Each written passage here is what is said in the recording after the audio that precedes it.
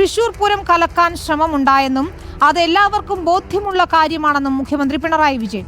ഇത് സംബന്ധിച്ച അന്വേഷണ റിപ്പോർട്ട് നാളെ തനിക്ക് ലഭിക്കും. റിപ്പോർട്ടിന്റെ പേരിൽ വലതുപക്ഷ മാധ്യമങ്ങൾ കഥകൾ പ്രചരിപ്പിക്കുന്നതായും മുഖ്യമന്ത്രി കുറ്റപ്പെടുത്തി. മാധ്യമങ്ങൾ ഇപ്പോൾ പൊക്കിപ്പിടിച്ചു നടക്കുന്ന ചില സംഭവങ്ങൾക്ക് ആയുസ് കുറവാണെന്നും PV അൻവറിന്റെ പേരെടുത്ത് പറയാതെ മുഖ്യമന്ത്രി വിമർശിച്ചു. തൃശൂരിൽ അഴീക്കോടൻ രാഘവൻ അനുസ്മരണ സമ്മേളനം ഉദ്ഘാടനം ചെയ്ത് സംസാരിക്കുകയായിരുന്നു മുഖ്യമന്ത്രി. തൃശൂർ പൂരം അലങ്കോലപ്പെട്ട വിഷയത്തിൽ എന്താണ് സംഭവിച്ചതെന്ന് അന്വേഷിക്കാൻ സർക്കാർ ഉദ്യോഗസ്ഥനെ ചുമതലപ്പെടുത്തി. അന്വേഷണ റിപ്പോർട്ട് DGPക്ക് ലഭിച്ചിട്ടുണ്ട്. താൻ ഇതുവരെ റിപ്പോർട്ട് കണ്ടിട്ടില്ല. റിപ്പോർട്ട് സംബന്ധിച്ച വലതുപക്ഷ മാധ്യമങ്ങൾ കഥകൾ മെനയുകയാണെന്നും മുഖ്യമന്ത്രി വിമർശിച്ചു. പൂരം എങ്ങനെ അലങ്കോലപ്പെടുത്താനാകും എന്ന് നോക്കുന്ന ഒരു ശ്രമം ഇവിടെയുണ്ടായി. അന്വേഷിക്കാൻ സർക്കാർ ചുമതലപ്പെടുത്തി. ആ അന്വേഷണ റിപ്പോർട്ട് 24-നുള്ളിൽ ലഭിക്കണം എന്ന് മുഖ്യമന്ത്രി എന്ന നിലയ്ക്ക് ഞാൻ ഉത്തരവിട്ടിട്ടുണ്ട്. 24-ന് മുൻപ് റിപ്പോർട്ട് സമർപ്പിക്കണമെന്നാണ് ഉത്തരവ് നൽകിയത്.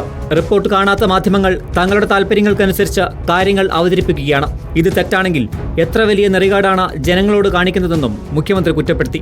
നമ്മുടെ നാട് ഇത്തരം കാര്യങ്ങൾ കൊണ്ട് തകർന്നു പോകുമെന്ന് ആരും വ്യാമോഹിക്കേണ്ടെന്നും മുഖ്യമന്ത്രി പറഞ്ഞു. അടുത്ത കാലത്ത് ചിലരെ വല്ലാതെ ഉയർത്തിക്കാണിക്കുന്ന അവസ്ഥയുണ്ടായി. അതിനെല്ലാം ആയുസ് കുറവെന്നും മുഖ്യമന്ത്രി.